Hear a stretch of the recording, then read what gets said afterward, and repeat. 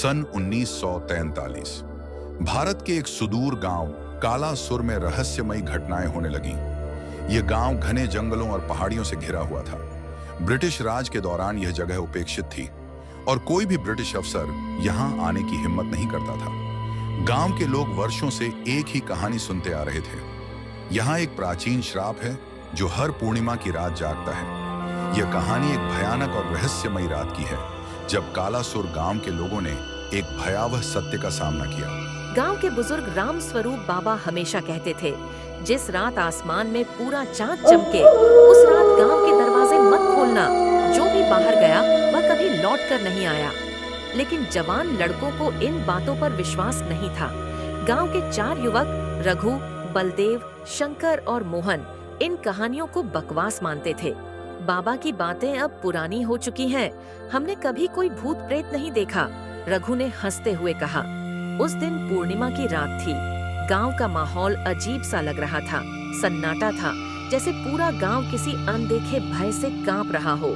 कुत्ते अजीब तरह से भौंक रहे थे। पेड़ों की शाखाएं बिना हवा के ही हिल रही थीं और दूर जंगल से किसी के रोने की आवाज आ रही थी। लेकिन रघु और उसके दोस्त अड़ गए।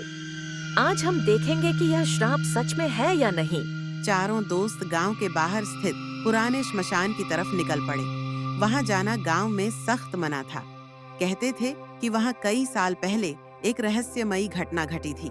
जब वे श्मशान पहुंचे तो वहां की जमीन काली और जली हुई लग रही थी। अचानक बलदेव ने कुछ देखा। श्मशान के बीचों बीच एक पुराना कुआं था और उसमें से सफेद धुआं उठ रहा था। यह क्या है? मोहन घबराया। अचानक कुएं से एक भीषण चीख आई। चारों दोस्त कांप गए। धुएं के बीच से एक काली परछाई उभरने लगी। रघु ने जलती मशाल कुएं में फेंक दी। जैसे ही रोशनी अंदर गई, कुएं के अंदर से लाल आंखों वाला एक विकराल चेहरा उभर आया। तुमने हमारी नींद खराब कर दी।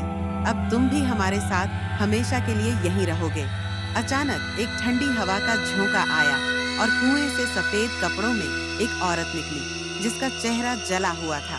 आंखें कोयले जैसी काली थीं और उसके मुंह से खून टपक रहा था।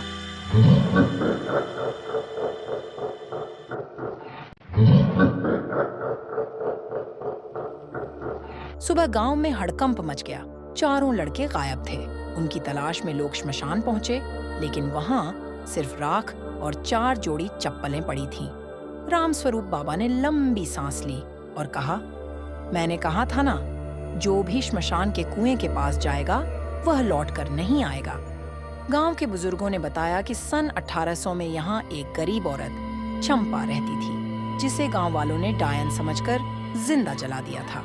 मरने से पहले उसने श्राप दिया था, हर पूर्णिमा की रात मैं लौटूंगी और जो भी मेरे गांव का नियम तोड़ेगा उसे अपने साथ ले जाऊंगी। गांव वालों को समझ आ चुका था कि रघु और उसके दोस्त अब इस दुनिया में नहीं थे।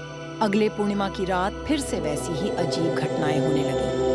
अब गांव वाले भय से कांप रहे थे, लेकिन इस बार रामस्वरूप बाबा ने फैसला लिया, श्राप को खत्म करना होगा।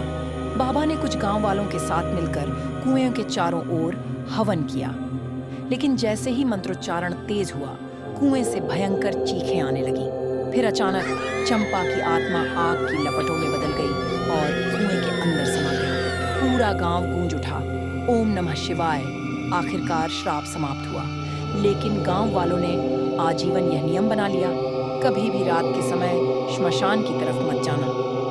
समाप्ति इस भूतिया गांव की कहानी आज भी लोगों के दिलों में जिंदा है।